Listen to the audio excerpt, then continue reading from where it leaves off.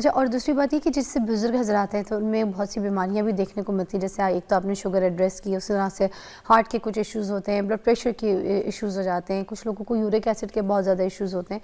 तो अब ये अपनी एज के हिसाब से जब इनको ये सारे इश्यूज़ हैं और अब इसके साथ फिर वो अपने इम्यून को बूस्ट, ये जिस तरह से आप कह रही हैं हरी प्लेट, कलरफुल प्लेट्स, तो they can have it, it's okay to have. अच्छा, आपको पता है अगेन हर इंसान का कस्टमाइज प्लान होता है, और आपको पता है मैं तो इसकी बड़ी स्ट्रॉन्ग एडवोकेट हूँ। अब अगर किसी को सीबो है, कोई बूढ़ा हजरात है, तो मैं वो तो फाइबर टॉलरेट नहीं कर सकता, मैं तो नहीं उसको कहूँगी कि वो फाइबर ले, उसका फिर मैं कस्टमाइज डाइट प्लान बनाऊंगी। एक पुरानी कहावत भी थी, इसने किसी के पेट में दर्द, अगर हम सुनते हैं कि इसके पेट में दर्द होता है, हम कहते हैं अच्छा रात इसने गाजर खाई होगी।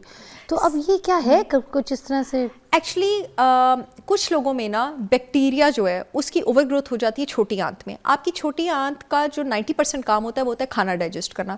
जो आपका बैक्टीरिया होता है ना, फर्मेंट जिसने करना होता है फूड, उसको आपकी बड़ी आंत में होना चाहिए। कुछ लोगों में ये हिजरत कर जाता है, बैक्टीरिया माइग्रेशन हो जाती है, इसको सीबो कहा जाता है, small intestinal bacterial over growth. तो वो बड़ी आंत से ना छोटी आंत में आपके पास आ जाता है।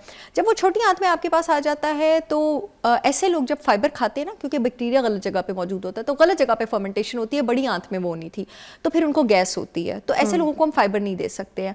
अब अगर किसी को यूरिक एसिड का प्रॉब्लम है, मैं उसकी इम्यूनिटी अलग तरह की डाइट चार्ट से तेज करूंगी। मैं उसको गोश्त नहीं दूंगी, वो तो फिर एक हर इंसान का अपना कस्टमाइज डाइट प्लान हो गया ना।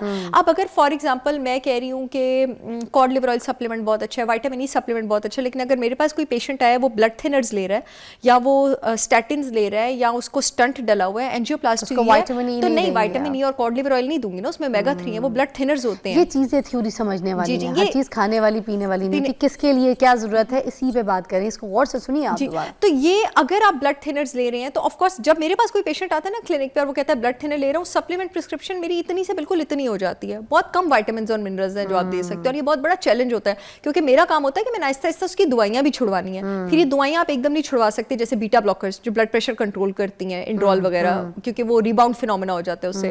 रिबाउंड फिनोमेना पूरी मेडिकल की एक टर्म है, इसको पढ़िएगा कि एकदम आप ये दवाइयां नहीं छोड़ सकते। फिर वो सप्लीमेंट्स को किस तरह से इंट्रोड्यूस करवाना है, ये दवाइयां कितने महीनों में छुड़वानी है, ये आप खुद से नहीं कर सकते, ये प्रोफेशनल ही कर सकता है, और उसके लिए आपको खुद हर हफ्ते आपको डॉक्टर के पास जाना पड़ता है। लेकिन कुछ मोटी मोटी गाइडलाइंस हैं वो मैं हमेशा लोगों को दे जाती हूँ, जो वो सेफली यूज कर सकते हैं। मैं बता देती हूँ ये सेफ है, ये सेफ नहीं है।